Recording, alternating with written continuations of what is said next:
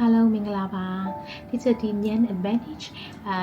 page မှာပေါ့နော်အစာတွေမတင်ပြတာလည်းကြားပြီအတန်းတွေလည်းမတင်ပြတာကြားပြီချက်မှကြီးမကောင်းတာလည်းပါတယ်တခြားခြားရာတွေလည်းပါပါတယ်ဒါပေမဲ့ဒီပညာရေးနဲ့ပတ်သက်ပြီးတော့ဒီချက်ဆက်ပြီးတော့ contribution ဆက်လုပ်ခြင်းနဲ့ဆက်ပြီးတော့ပေါ့နော်တည်ထားတာလေးတွေ facts လေးတွေ opinion လေးတွေလည်း share လုပ်ခြင်းတဲ့အတွက်ကြောင့်မို့လို့ခုကမ္ဘာပေါ်မှာရှိတဲ့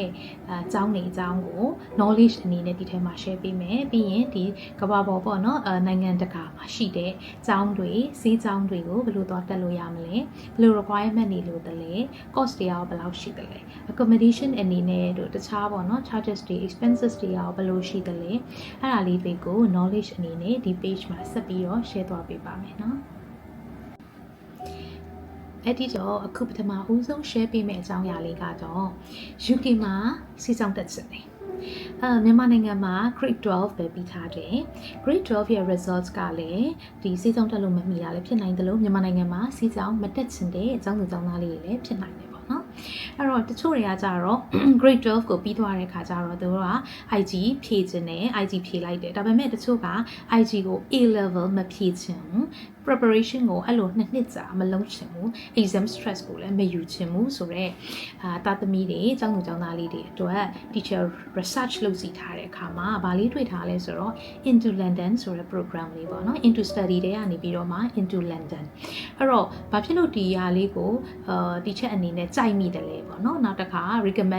recommendation ဘာလို့ပေးချင်တယ်လဲဆိုရင်ဒီ program လေးကသူ့ရဲ့ specialization ကိုပါသူကဘာကိုဦးစားပေးထားလဲဆိုလို့ရှိရင်ဒီဆေးကျောင်းနဲ့ပတ်သက်တာတွေဆေးပညာနဲ့ပတ်သက်တာတွေပေါ့နော်သူကတော့ STEM တို့ medicine တို့အဲ့လိုမျိုး science တို့ medical science တို့ကိုသူကဦးစားပေးပြီးတော့သူက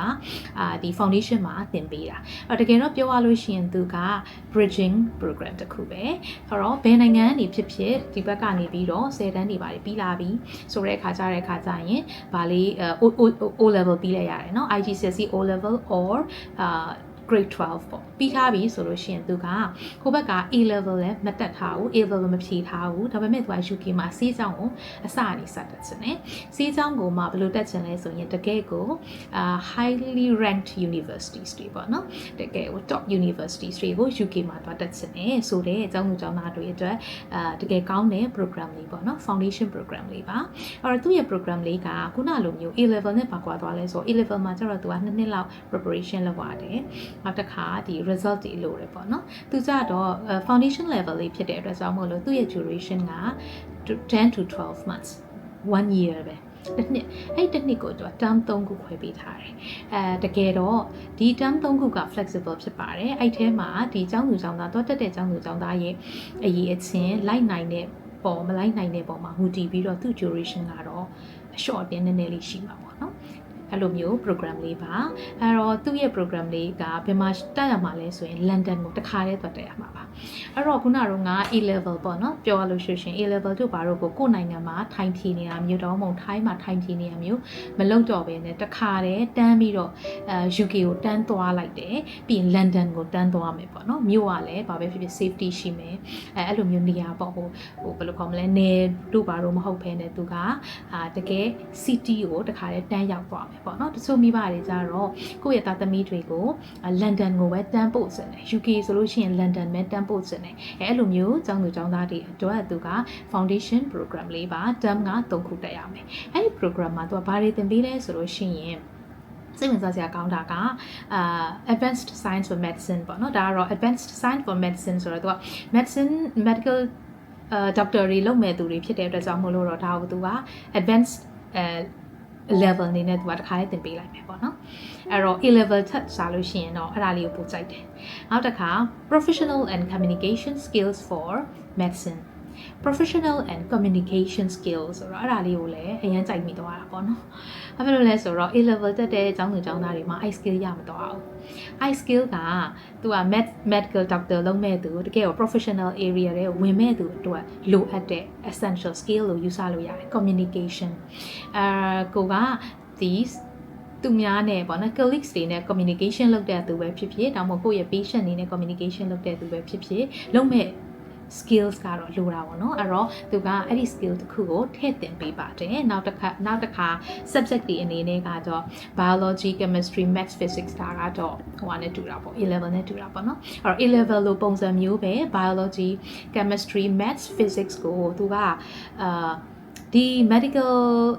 ပေါ့နော် subject တွေကိုသွားတက်မဲ့သူအတွက် focused ပို့ဖြစ်တာပေါ့နော်ဒီဟာတွေနဲ့ပို့ပြီးတော့ related ဖြစ်တယ်ပို့ပြီးတော့လိုအပ်တဲ့ subjects တွေသင်ရိုးတွေနဲ့သင်ပေးလိုက်ပြီးတော့ခုနတော့ငါစိုက်မိတာလေးကတော့ advanced science for medicine သင်ပေးလိုက်တယ်ပြီးတော့ professional and communication skills for medicine သင်ပေးရနောက်တစ်ခါ English ကတော့ plus ပေါ့နော်ဒါလေးလည်းပါပါတယ်အဲ့ဒါသင်ရမယ်ဆိုပြီးရင်သင်ပြီးွားတဲ့ခါကျလို့ရှိရင်သူကဘယ်ကိုတန်းပြီးတော့ join ပေးလိုက်တယ်လဲဆိုတော့ UK မှာရှိတဲ့ highly rankedစီကျောင်းတွေကို join ပေးလိုက်ပါတယ်။ဘယ်လိုစီကျောင်းတွေပါမလဲလို့ပြောရင် Aston University တို့ University of Bristol တို့နောက်တစ်ခါ Cardiff တို့ Durham ပါမယ်နော် Kingston Leeds ပေါ့နော်အဲ့လိုဟိုနောက်တစ်ခါ Manchester Liverpool အစုံပေါ့နော် Science Schools တွေရဲ့ University of Medicine ကိုတစ်ခါတည်းတန်းပြီးတော့ join လို့ရပါတယ်။ University ပေါင်းဘယ်လောက်ရှိလဲဆို50ကျော်ပေါ့နော်50ကျော်ကိုလည်းသူကရိုးရိုးဟိုuniversity မဟုတ်ဘူးlowly ranked မဟုတ်ဘဲနဲ့ highly ranked universities တွေနဲ့သူကချိန်ပေးထားပါတယ်။ Okay အဲ့ဒါဆိုရင် London မှာတော့ရှိပြီဒီကျောင်းကိုလည်းတက်လို့ရပြီတကယ်တမ်းပြောရလို့ရှိရင်မနိုင်ပြောတခါတန်းသွားလို့ရတာပေါ့နော် visa ရပြီဆိုတော့တန်းသွားပြီးသွားလို့ရှိရင်တခါတည်းဟိုမှာစာတင်ပြီးသွားရင် prepare လုပ် and ရပြီဒီ foundation ပြီးပြီဆိုတာနဲ့တခါတည်းဟိုကိုသွားကျင်တဲ့ university နဲ့သူနဲ့ချိန်ပြီးတော့တခါတည်းတန်းသွားလို့ရတဲ့အဆင့်ပေါ့အဲ့မှာဘာတော့ရှိမလဲဆိုလို့ရှိရင်သူဒီဟိုမဟုတ်ပါဘူး free မဟုတ်ဘူး scholarship မဟုတ်ဘူးသူကတော့ကိုကြတဲ့စရိတ်ကိုပေးရပါမယ်အဲ့တော့သူကြရဲ့စရိတ်ကဘယ်လောက်ရှိလဲဆိုလို့ရှင်သူက tuition fees အနေနဲ့ခုနကတော့3 terms ကိုပေါင်း26,000ကျော်ကြမယ်ပေါ့နော်26,000ကျော် plus enrollment fees အနေနဲ့ဆိုလို့ရှိရင်ပေါင်း250ကျော်ထပ်ကြမယ်ဆိုတော့သူက accommodation ကိုပါထပ်ကြည့်လိုက်တော့သူကပေါင်း16,600ကျော်ကြမယ်ဆိုတော့ total ဆိုလို့ရှိရင်ပေါင်း4,000ကျော်ကြမယ်ပေါ့နော်အဲ့တော့ဇရိတ်အနေနဲ့တွက်မယ်ဆိုရင် A level ချက်အများကြီးပိုများသွားတယ်အဲ့တော့ A level ကိုဒါကိုကဖြေမယ် A level နဲ့ပဲကိုက tuition တက်မယ်မြန်မာနိုင်ငံမှာပဲ preparation လုပ်မဲ့သူတွေဆိုလို့ရှိရင်တော့ဇရိတ်ကိုခြွေတာလို့ရပေမဲ့ A level မဖြေချင်ဘူးတန်းပြီးတော့တခါတည်းသွားချင်တယ်ဟိုမှာပဲတခါတည်းပေါ့နော် foundation နဲ့တခါတည်းပဲ join ချင်တယ် UK မှာပဲစပြီးတော့study လုပ်ချင်တယ်ဆိုတဲ့သူတွေအတွက်ဆိုလို့ရှိရင်တော့ဒီဇရိတ်ကိုအကုန်ခံရမှာပေါ့နော်အဲ့တော့ဒီကနေတဆင့်ပြီးပြီဆိုလို့ရှိရင်တော့ခုနလို university ကြီးတွေ UK က university medical universities ကြီးတွေကိုတခါတည်းတန်း join လို့ရမယ် program လေးပါဒီ program လေးအကြောင်းကိုအသေးစိတ်ပေါ့နော်ထပ်ပြီးတော့သိချင်တယ်ဆိုလို့ရှိရင်တော့ chat box ကနေပြီးတော့ဒီချက်ကိုမေးလို့ရပါတယ်ဖြည့်ပေးပါမယ်နောက်တစ်ခါဒီချက်မှာချိတ်ဆက်ထားတဲ့ team တွေလည်းရှိတဲ့အတွက်ကြောင့်မို့လို့သူတို့ကနေပြီးတော့ visa ပုံစံမျိုး visa ဘယ်လိုရှောက်လို့ရမယ်ပေါ့နော်နောက်တစ်ခါ accommodation ဆိုလို့ရှိရင်တော့ဘယ်လိုရှာပေးတယ်အဲ့လိုမျိုးလေးတွေလည်းသူတို့ကဆက်ပြီးတော့ပြပြပေးပါမယ်เนาะ